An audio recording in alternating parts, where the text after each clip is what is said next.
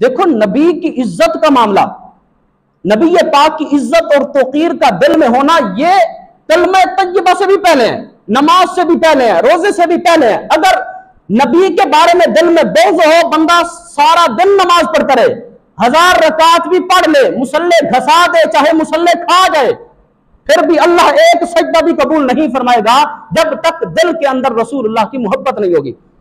देखो, इस रूए जमीन का सारी मखलूक में से सबसे पहला जो काफिर है वो शैतान है। पहला काफिर वो शैतान है। शैतान कोई ला इलाहा इल्लल्लाह के इनकार की वजह से काफिर नहीं है।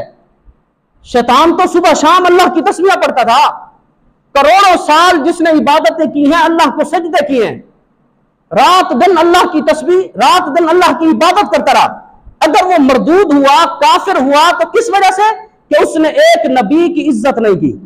अल्लाह ने हुक्म दिया, फसजदल मलाइकतु कुल्लुहुम अजमाऊन, अल्लाह ने फरमाया, जब हमने हुक्म दिया फरिश्तों को कि आदम को सजदा करो, सब के सब सजदे में गिर गए, इल्ला इब्लीस अबा वस्तकबरा व काना मिनल काफिरीन। ये इब्लीस था जो अकड़ गया और कहने लगा ये मिट्टी से बना है, मैं आग से बना हूं, इससे बेहतर हूं, अपनी फजीलतें बयान करने लगा।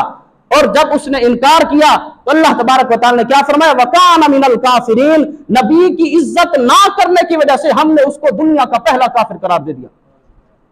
तो इस रूए जमीन का जो पहला काफिर है, यह आप ज़हन में रखें, वो कोई कलमा तय्यबा के इनकार की वजह से नहीं, बल्कि नबी की इज्जत ना करने की वजह से, नबी का बग़्ज़ दिल में रखने की वजह से, अपने आप को नबी से बेहतर कहने की वजह से अल्लाह तबारक व तआला ने पहला काफिर उसको करार दिया।